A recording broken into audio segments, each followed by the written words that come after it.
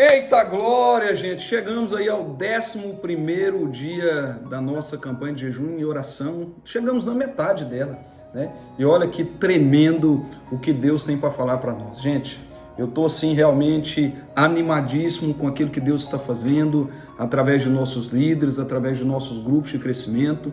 Eu tenho certeza que Jesus vai salvar essa cidade, que Jesus vai transformar, vai trazer um grande avivamento sobre essa nação. Amém? E para isso nós temos muito trabalho a fazer. E a mensagem de hoje vai falar justamente sobre isso, sobre atitudes para levar as pessoas até Jesus.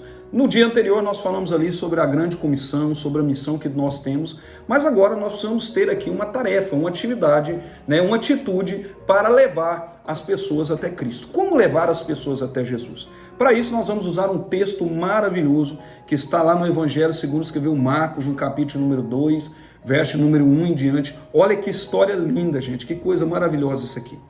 Diz o texto: dias depois entrou Jesus de novo em Cafarnaum, e logo correu que ele estava em casa. Muitos foram para ali, tantos que nem mesmo junto à porta eles achavam lugar, e Jesus anunciava-lhes a palavra. Alguns foram ter com ele, conduzindo ali um paralítico. Olha isso aqui, gente. Levado por 4 homens. E não podendo aproximar-se dele, por causa da multidão, descobriram um eirado no ponto correspondente ao que ele estava. E fazendo uma abertura, o eirado ali, gente, é o telhado da casa. Eles subiram no telhado, fizeram um buraco, baixaram o leito em que o doente estava. Vendo-lhes a fé, Jesus disse ao paralítico: filho, os teus pecados estão perdoados. Mas alguns dos escribas estavam ali, assentados, arrazoavam em seu coração: por que ele fala deste modo? Isto é blasfêmia. Quem pode perdoar pecados senão um só, que é Deus? Jesus, percebendo logo por seu espírito que eles assim arrazoavam, disse-lhes: por que vocês arrazoam sobre essas coisas em vosso coração? O que é mais fácil? Dizer para esse paralítico que os pecados dele estão perdoados? Ou dizer: levanta-te, toma o teu leito e anda? Ora, para que saibais que o Filho do Homem tem poder tem autoridade sobre a terra para perdoar pecados, ele disse ao paralítico: eu te mando, levanta-te, toma o teu leito e vai para a tua casa. Então ele se levantou e no mesmo instante, tomando o leito, retirou-se à vista de todos, a ponto de que se admiraram todos e deram glória a Deus, dizendo: jamais vimos coisa assim. Aleluia! Queridos, esse relato bíblico é tremendo demais. Ele mostra que Jesus operando uma cura maravilhosa, a ponto que todos ali se admiraram, glorificaram a Deus. Mostra ainda aqui claramente a maior necessidade do homem. Queridos, a maior necessidade de um cego não é enxergar. Escuta isso. A maior necessidade de um surdo não é ouvir. A maior necessidade de um paralítico não é andar. Ei, a maior necessidade de qualquer homem é ter os seus pecados perdoados. Aleluia! E assim, só assim, receber a salvação de Deus. Gente, essa é a maior necessidade do ser humano. Jesus aqui, ele mostrou o alcance da obra dele, Além de salvar aquele homem, ele perdoou também os pecados dele. Jesus também o curou, Para aquele homem foi dada para ele uma nova vida, uma nova oportunidade, uma outra perspectiva. Entretanto, sabe o que me chama mais atenção aqui?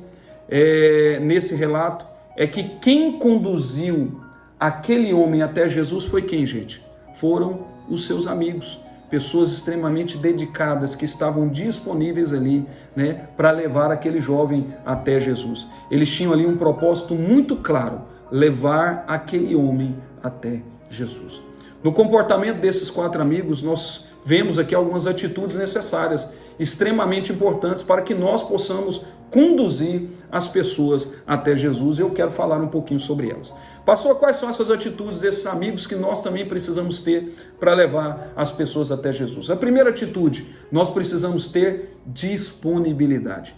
Queridos, para conduzir alguém até Jesus é necessário estar disponível. Logo que os amigos souberam que Jesus estava na cidade, eles se dispuseram, eles tiraram tempo para levar o paralítico até lá. E é muito importante estarmos disponíveis para o que Deus deseja fazer.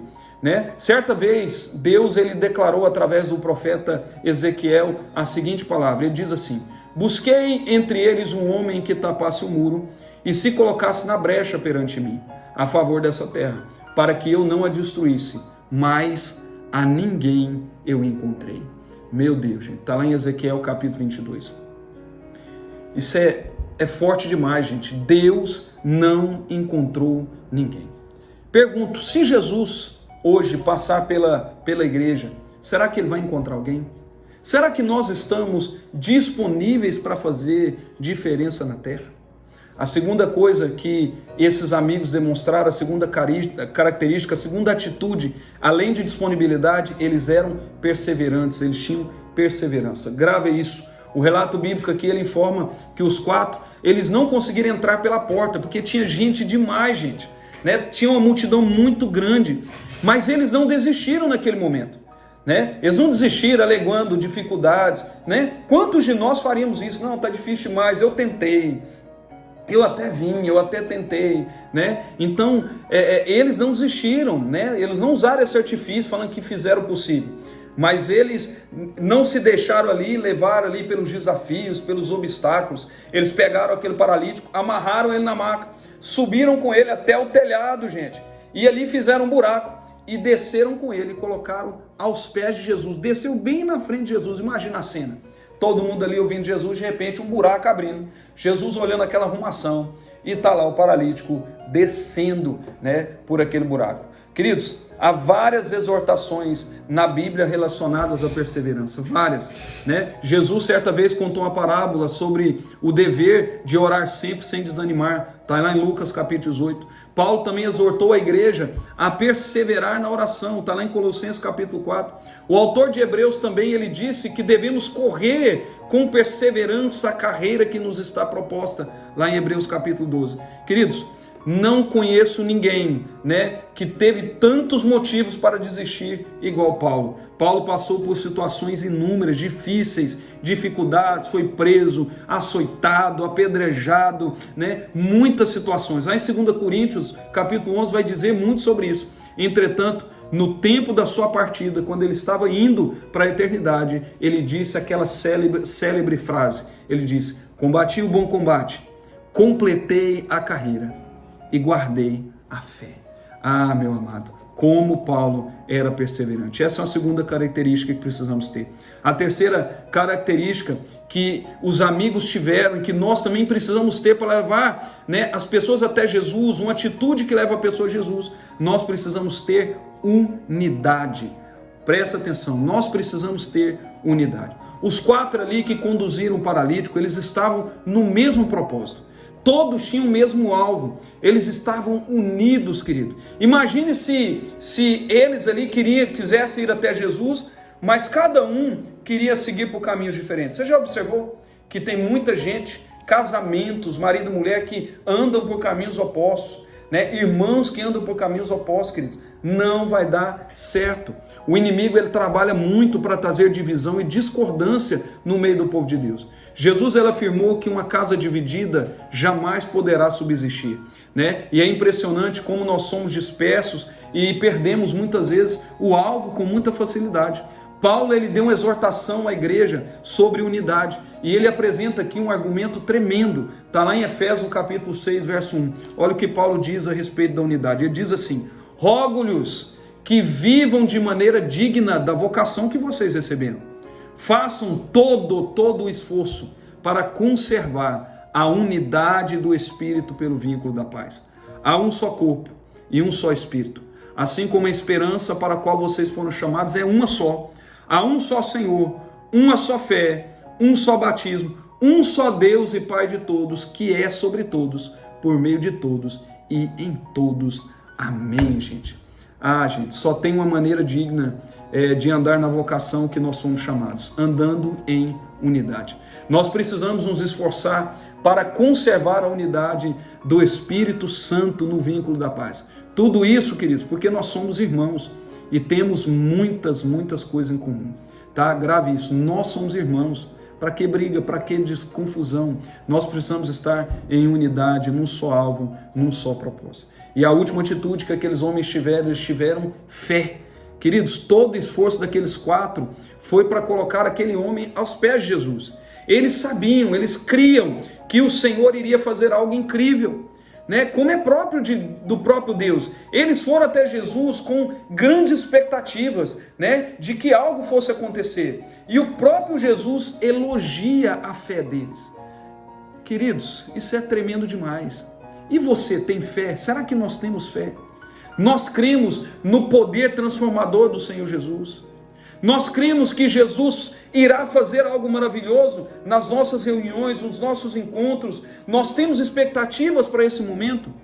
Queridos, lembre-se, lá em Hebreus capítulo 11, verso 6 diz: sem fé é impossível agradar a Deus.